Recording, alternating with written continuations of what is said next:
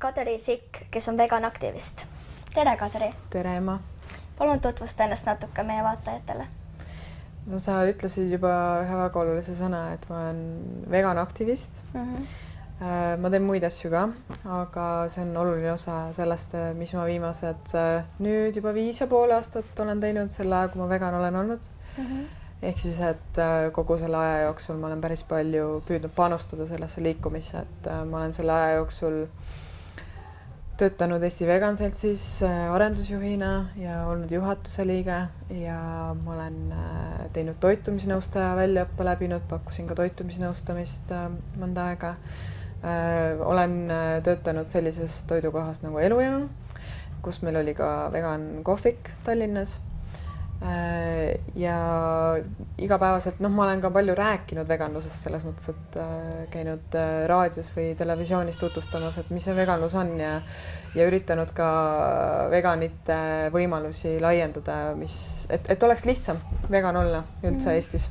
Nii et selles osas olen siis peamiselt nagu selles oma aktivismis keskendunud. Aga ütleme nii, kui mina tahaks ka olla veganaktivist, siis kuidas saada aktivistiks? Sa vist juba oled veganaktivist? No ma ei tea, et ametlikult, kas aktivist peab nagu ametlikult peab aktivistiks saama või kui sa ise ennast nimetad aktivistiks, siis sa oled aktivist? Ma arvan, et see on rohkem nii, et kui sa ise tunned, et sa oled aktivist, siis sa oled, et tegelikult isegi räägitakse sellisest asjast nagu mikroaktivism ja selle ajal näiteks mõteldakse selliseid väikseid asju, mida iga päev igaüks saab teha, et näiteks kui sind kõnetab veganlus ja see on praegu veel ühiskonnas üsna selline harv nähtus, et vastavalt sellele, mis igaühe võimalused on, näiteks kas või see, et ma ei tea, näiteks kas või jätta lendlehti kuhugi kohta või mõne jaoks isegi võib-olla, kui ta on sotsiaalmeedias aktiivne, postitada näiteks selle teema kohta, et ka sellised asjad tegelikult võivad olla juba aktivismi aktivism põhimõtteliselt ja kui siis sealt keegi edasi tahab teha, no siis juba need asjad, mis te siin Vastelinnast teete, et igasugu projektid või mingid suuremad suhtlused võib-olla kas kooliga või täiskasvanutega või teiste noortega, et sealt juba sünnib nagu selline suurem aktivism. Nii et võimalused on, et eelkõige sellest, kuidas inimene ise tunneb, et kas ta on aktivist. Aga mida aktivismi töö endast täpsemalt kujutab?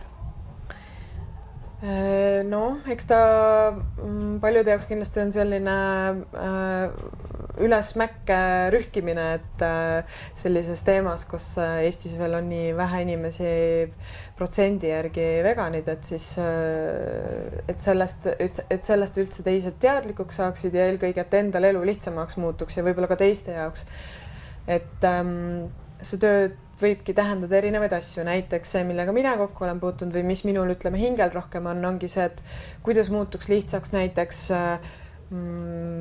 see, kui ma satun haiglasse või kui mu lapsed käivad lasteaias või koolis, et kuidas inimesed saaksid sellistes kohtades süüa, sest et hetkel võimalused on ahtakesed, et päris närune on mõelda, et kui sattuda mingisse olukorda, kus justkui on valik toidu mõttes, aga sa pead nälga kannatama lihtsalt sellepärast, et su maailmavaade lihtsalt ei ole toetatud, et see on see üks oluline osa Eestis vähemalt praegu, kus ma arvan, et tuleb päris palju tööd teha. Aga millal ja kuidas sina veganiks hakkasid? Minul juhtus selline taipamine, see oli nagu paljude jaoks ilmselt nagu mingi ajaperioodil selline huvi tekkimine ja siis kuidagi sellest arusaamine, et mis see siis on, et minu huvi hakkas keskkonnamurede pärast eelkõige ja siis ma hakkasin palju keskkonnateemalisi filme vaatama ja ma käisin kinos ja seal ma vaatasin sellist filmi nagu Racing Extinction, mis ei räägi just veganlusest, aga keskkonnast just. Ja seal oli hästi hea lugu lõpus, seal oli üks Siia lugu lõpus ja ma läksin koju ja siis ma kuulasin seda lugu nii 20 korda järjest ja tantsisin selle järgi. Seal videos näitab hästi palju loomi, kes välja surevad. Ja ma juba teadsin tegelikult, et loomi ei pea tarbima ega sööma ega üldse kasutama millekski. Ja siis, kui ma niimoodi kuulasin seda head lugu ja tantsisin siis, ja vaatasin neid loomi, siis ühel hetkel kuidagi see lihtsalt jõudis mulle nii sügavalt kohale, et ma ei, mis see on, mis me loomadega teeme ja ma ei tahtnud rohkem selles osaleda, et see nagu oli sealt, kus enam tagasiteed ei olnud. Kui kaua sa juba vegan oled olnud? Vabandust. Tähistasin kevadel 5. juubelit, vegan juubelit, nii et on juba üle 5 aasta nüüd hetkel. Aga näiteks siin Vastseliina koolis ei ole nagu otsest taimetoidu võimalust, et sa võid küll mitte võtta kastet kartulitele, aga nad ei tee mingit asenduskastet. Et kuidas oma kooli saaks taimetoitu tuua? Nüüd, kui ma teiega siin Vastselinnas olen kohtunud, siis mul on täiesti kindel teadmine, et kui te pead kokku panete, siis te mõtlete selle palju paremini välja, kui mina teaksin. Aga mulle meenub, et üks asi, mis minu meelest tundub oluline on, et nagu Saaremaal oli, on ju, et oma koolis noored ise korraldasid petitsiooni ja kogusid allkirju, et näidata, et tegelikult need ei ole ainult veganid, vaid inimesi on ju rohkem, kes tahavad taimetoitu, need põhjused on erinevad. Ja sellisel juhul on toetajaskoid lihtsalt juba laiem ja siis sellega nagu suheldad läbi õpilasomavalitsuse või otse juhtkonnaga. Ja ma võin näitena tuua, et ma ei ole tegelikult üldse väga teistsuguses olukorras kui teie oma koolis, et ma igapäevaselt töötan ühes üsna suures firmas, kus lõunat täiskasvanutena me seal küll meile ei pakuta, meil ei ole, kes käib, kus tahab, küll aga pakutakse alati, meil on seal kohvipiimad näiteks, on ju, aga need on olnud siiani lehmapiimad ainult. Ehk siis, et minule need ei ole sobinud ja ma olen ka soovinud samamoodi siis, et minul oleks võimalus saada taimepiima seal. Ja see viis, kuidas mina sellele olen lähenenud, on esiteks ma olen olnud väga avatud enda veganluse osas, et selles osas, et kõik teavad, et see on mulle oluline. Lihtsalt, et see ei ole nagu salaja, ma muidugi ei käi, ei räägi sellest, aga lihtsalt, et nad teavad, et ma olen selline inimene ja see on nagu minu elus hästi oluline asi. Ja selles mõttes olen ma läbi selle leidnud inimesed, nagu oma bossi, kes teil koolis on ju ka õpetajad ja sellised, kes bossimad on, kes mõistavad seda, et klassis on väga palju erinevaid lapsi ja tegelikult see erinevus on oluline, et kui kellelgi on teistsugune maailmavaade, siis see väärib sama palju tähelepanu või lugupidamist. Ja kui sa leiad need inimesed üles oma koolis, ma arvan, kes mõistavad seda ja sul on nende toetus, siis on võimalik nagu hakata ülespoole liikuma oma soovidega ja rääkidagi sellest, et ma ei saa tarbida näiteks neid, mis on pakutud, aga mis on selle täisväärtuslik alternatiiv, et mida ma sooviksin. Ja reeglina inimesed, kes saavad aru, et selline mitmekesisus ja inimese enda otsus on nagu oluline, toetavad ka sellist muutust. Et minul võttis see aega, on natuke aega võtnud, aga olen näiteks ka jõudnud sinna, et nüüd töö juures on tulnud see taimepiim, et siis on nüüd järgmistel veganitel jälle selle võrra lihtsam elu. Et ma arvan, et see käib kuidagi niimoodi hästi avatult ja nagu rääkides, et miks ei ole võimalik veganina lihtsalt süüa ainult ka kartulit ja miks on oluline, et sul oleks võrdsed võimalused. Aga aktivismi see on mitmeid versioone, kuidas seda tööd teha, aga milline on selline kõige mõjuvõimsam, millega saab kõige rohkem inimesi mõjutada? Kas sa mõtled koolis nagu ma just selles üldine aktivist? Üleüldiselt, milline aktivism? Ja selles mõttes on sul õigus, et enne kui ma hakkasin isegi tegelikult mul läks isegi aega ka juba veganluse ja loomaõiguslusega tegeledes päris tükk aega, enne kui ma sain aru, et ka loomaõigusluses on täiesti risti vastupidised lähenemised. Et ühed arvavad, et vot see on kõige tõhusam ja teised arvavad, et see pole üldse tõhus, et hoopis midagi täiesti teist on. Ja mul on selles mõttes raske öelda, et inimene, igaks peab enda jaoks ise leidma selle, et miks ta mingit suunda pooldab.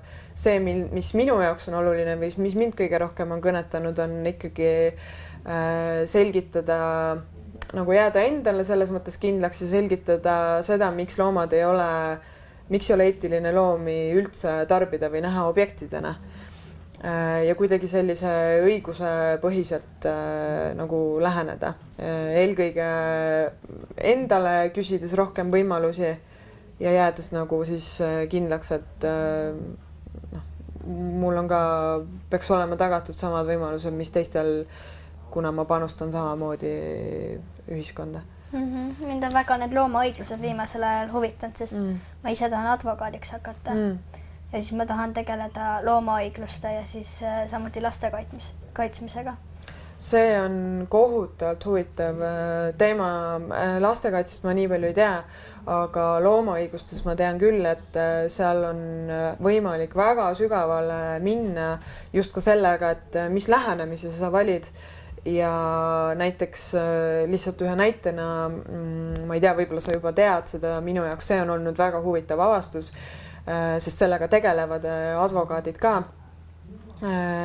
Räägitakse sellest, et see, kuidas me juriidiliselt seaduse tasandil tänasel päeval loomi vaatame, ongi ainult objektina. See tähendab seda, et on küll loomakaitse, aga sisuliselt on kaitstud ainult juriidiliselt õiguste nagu seadustega ainult sellised loomad, kes on inimese omandis. Näiteks, et sa ei või küll koera lüüa või sa ei või väärkohelda kellegi teise farmilooma, aga need õigused tulevad sellest, et sa tekitad kahju sellega sellele omanikule ehk inimesele. Ja siis on advokaadid, kes tahavad muuta üldse seda, kuidas me õiguses mõistame loomi ja anda neile õigused, mis tagavad, et me ei kohtle enam neid objektidena, vaid me arvestame neid kui indiviide. Ehk siis, et see muudaks täielikult seda, kuidas üldse seadused on kirjutatud ja kuidas me üldse seadustes loomi vaatame. Et see on see on väga põnev teema, et kui sa seda teed lähed, siis või ükskõik, mis teed sa lähed, et selles mõttes, et sa kindlasti teed hea õige valiku, aga hästi huvitav, kui tuleks Eestis ka keegi tegeleb sellise kohutav põneva asjaga. Et ma olen alles 14, aga tahaks nagu juba hakata advokaadiks. Et praegu ma võtan neid õigusteadused mitte juristile kursuseid ülikoolist. Aga ma arvan, et varem ülikooli minna on suht raske, et sellega, ma arvan, see liiga mahukas võib-olla. Et sinna ma veel ei jõua, kuigi võib-olla vaatab, kui see projekt läbi saab, siis selle projekti ajal ma kindlasti ei jõua, aga ma üritan võimalikult vara advokaadiks saada, sest praegu nende kliimamuutuste ajal ma ei ole kindel, kas mul on aega tulevikus nii palju, kui ma soovin. Nii äge kuulda, mul tekib kohe nii huvitav, et nii hoian juba pöialt sulle. Aga aitäh, et sa tulid. Aitäh sulle.